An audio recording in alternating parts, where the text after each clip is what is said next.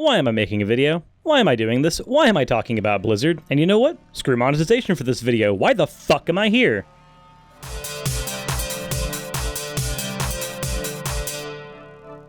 Alrighty, this is one of those videos that may piss a few people off, so we're gonna go ahead and go with the safe approach and not apply fan art this time. Or plugs, aside from the animated ones that I don't have to do anything about. So, for those of you who aren't into gaming, you may have heard a little bit about what's been going on with Blizzard over at the Twitterverse or literally anywhere else where you get your information. And if you are entrenched in gaming circles, then you probably know more about this than you want to hear from me. Now, as most of you know who watch my channel, I'm a leftist. If we're talking specific economics, I generally fall into socialism of some flavor. If you've wondered why I've done projects with Pigpuncher and Vosh, that would be why. However, if we're looking at a political compass, I end up veering to the lower end of the left spectrum. That is to say, I'm very fucking anti-authoritarian. This is one of the reasons why I have so many issues with the religious right, because 9 times out of 10, any religious law or practice is authoritarian in its demonstration, in its conception, and in its practice. So you're on the same page? Before any of you guys go into the comment section talking about the USSR and all of the deaths racked up by authoritarian communism, I'm against that too. We're on the same page, we're on the same team, though I recognize that's not going to stop half of you. So because I'm anti-authoritarian, I am not a fan of China. China happens to have this thing called the National People's Congress, and the PRC Constitution in China guarantees legal power to their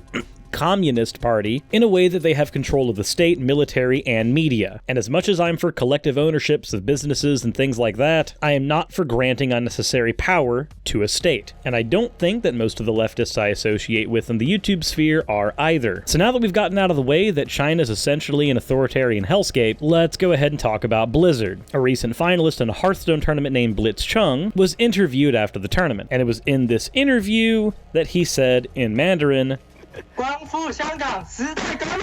"Liberate Hong Kong, revolution of our time." He was also wearing goggles that usually would be used to protect protesters from tear gas. Now, for those who don't know, Hong Kong was actually owned by the British since 1842. The Qing dynasty actually ceded it, meaning that regardless of its geographic location, Hong Kong was a British crown colony. Not unlike how the United States has Alaska, even though Alaska is just Canada light. Eventually, Britain ended up handing Hong Kong back, but Hong Kong still retained a certain level of autonomy. That is to say, it's like a separate country within a country. Hong Kong, given its time under British rule, has actually maintained itself as a fairly democratic area, especially compared to the authoritarian principles that are celebrated in the People's Republic of China, ruled by Beijing. So right now, there are a lot of pro-democracy protesters who are fighting against the pro-Beijing partisans. Thus, there's a lot of tension between people who want democracy and freedom and people who want to be under an authoritarian thumb. It's a lot like the mini-protests that happened in George Orwell's 1984,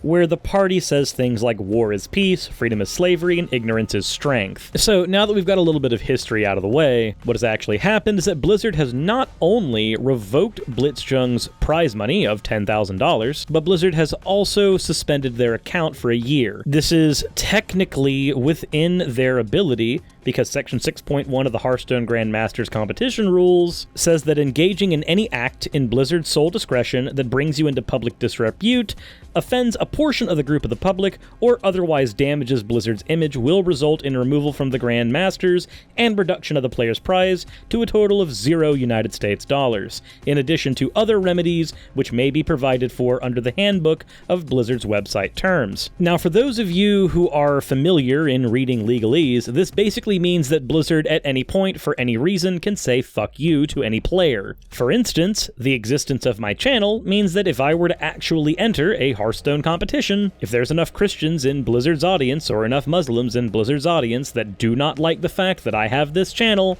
I'm gone. I'm out of that competition, and any prize money that I earned is taken away. This is because the language in Section 6.1 is so loose that anything that brings you into public disrepute or offends a portion of the group of the public, no matter how large, is considered damaging to Blizzard's public image. So the first issue I have is with this rule. I recognize that as a company, Blizzard needs to have stuff like this in their rules in order to protect themselves, because all it takes is one of their players coming in and supporting something like ISIS, and then suddenly they have a problem. However, this is one of those rules that needs to be exercised very, very carefully, and I would argue that Blizzard is not doing that. My history with the company is that I started playing the Warcraft series a long time ago. I've enjoyed Hearthstone for a bit, I've played Diablo. I'm a bit of a Blizzard fan. I don't like all of their products, but if you can't tell from my avatar, they've kinda shaped a lot of my youth. So let's talk about the fallout that's happened as a result of this. So let's start with what's going on at the company since this happened. In revoking the prize money from an autonomous player for simply saying, "Liberate Hong Kong, revolution in our time," Blizzard employees at the company have taken to protesting from within the company. This includes things like covering up portions of their company mottos. Blizzard's 8 core values are gameplay first, commit to quality,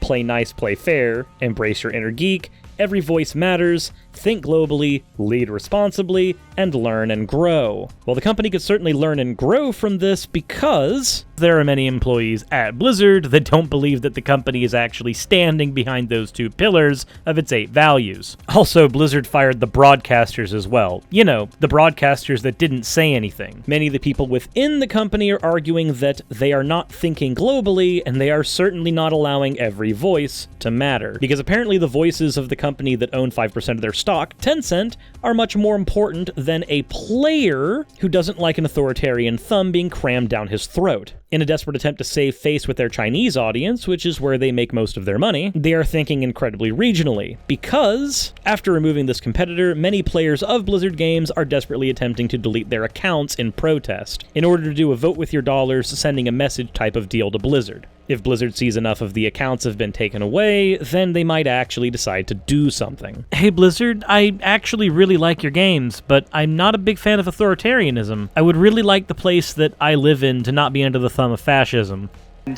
And by the way, you don't want to do that either. You think you do, but you don't. Which means that the issue isn't just that Blizzard has revoked this player's ability to play a game professionally for a year. It isn't just that they have a loosey-goosey policy that allows them to say anything about anybody. I gave one example, but I can give another one real quick. If the populace suddenly decided one day that being black was a bad thing, all a player would have to do is be black in order to be in public disrepute. Suddenly, by Section 6.1 of their clause, Blizzard can get rid of any winnings this person gives, because they're black. Because any action they take while being black would be considered something that is bad for Blizzard, and therefore falls under Section 6.1. So if somebody wants to type in the comments section, "But they're a company, they're allowed to do that." Yeah, I get it. They wrote the rulebook. I read the fucking rulebook. That's part of the problem. And yes, they as a company can do this at their discretion, to anybody. The issue isn't that they are allowed to do it. The issue is why. As I said, Chinese company Tencent owns 5% of their stock. And Tencent have fingers in practically everything you play. Do you like League of Legends? Yeah, Tencent owns them. Do you like Fortnite? Tencent owns them too. Are you currently playing Borderlands 3 through the Epic Game Launcher?